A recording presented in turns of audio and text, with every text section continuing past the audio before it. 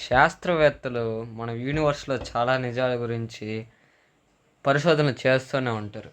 ఈ పరిశోధనలు ఎప్పటి నుంచి జరుగుతూనే ఉంటాయి. అలాంటి ఒక రహస్యమే బ్లాక్ హోల్. 1971లో బ్లాక్ హోల్ ఎగ్జిస్టెన్స్ గురించి ప్రాక్టికల్గా ప్రూవ్ చేసిన తర్వాత నుంచి బ్లాక్ హోల్ మీద చాలా పరిశోధనలు జరగటం మొదలైనవి. బ్లాక్ హోల్ అనేది ఏంటి, బ్లాక్ హోల్ ఎలా ఉంటుంది, ఎలా ఫామ్ అయింది అని చాలామందికి డౌట్స్ రైజ్ అయినాయి.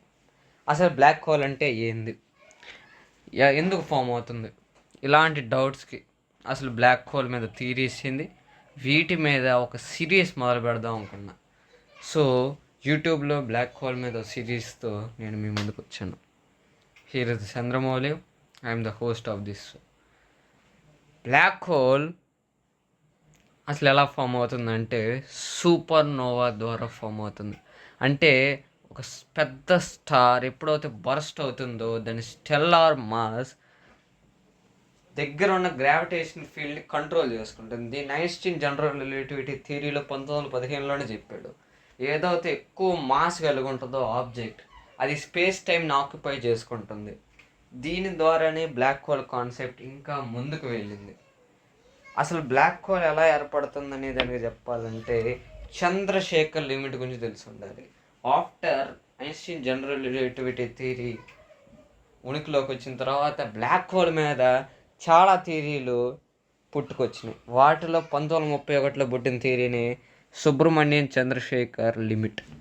ఈ లిమిట్ ప్రకారం 1.4 సోలార్ మాసుల కన్నా ఒక వైట్ డ్వార్ఫ్ స్టార్ ద్రవ్యరాశి తగ్గితే అది న్యూట్రాన్ స్టార్గా అయినా బ్లాక్ హోల్గా అయినా మారచ్చు అని చెప్పి చంద్రశేఖర్ చెప్పాడు.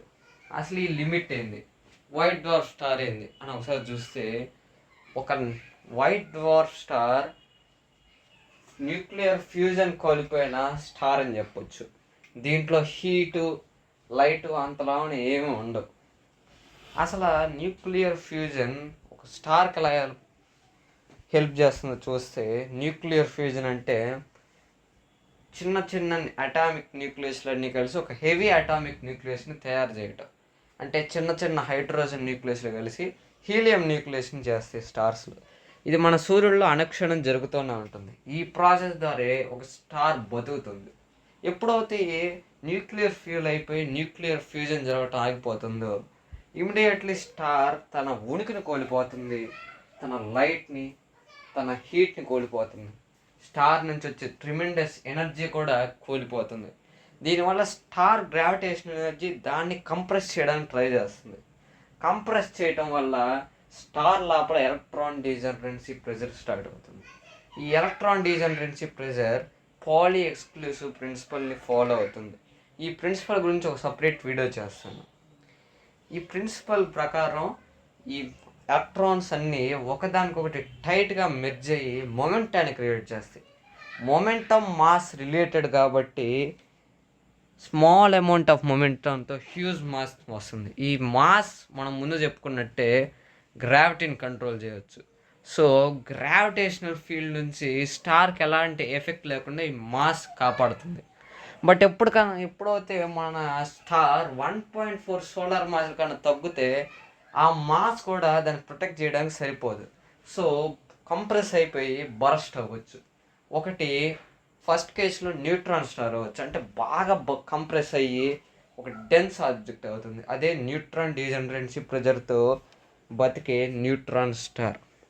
మనం ముందు చెప్పుకున్నట్టు ఎలక్ట్రాన్స్ బదులు ఇప్పుడు న్యూట్రాన్స్ ఒకదానికొకటి టైట్గా మెర్జ్ అవుతే ఇవి ఎంత డెన్స్గా ఉంటాయంటే మన సూర్యుడి కన్నా ఇవి 72,000 టైమ్స్ డెన్సర్.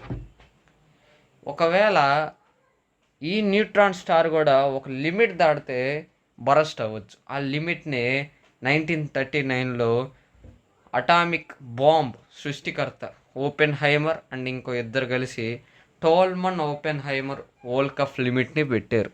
ఈ లిమిట్ ప్రకారం 0.7 సోలార్ మాసుల కన్నా ఒక స్టార్ మాస్ తగ్గిపోతే అది బ్లాక్ హోల్ అయ్యే అవకాశం ఉందని చెప్పారు.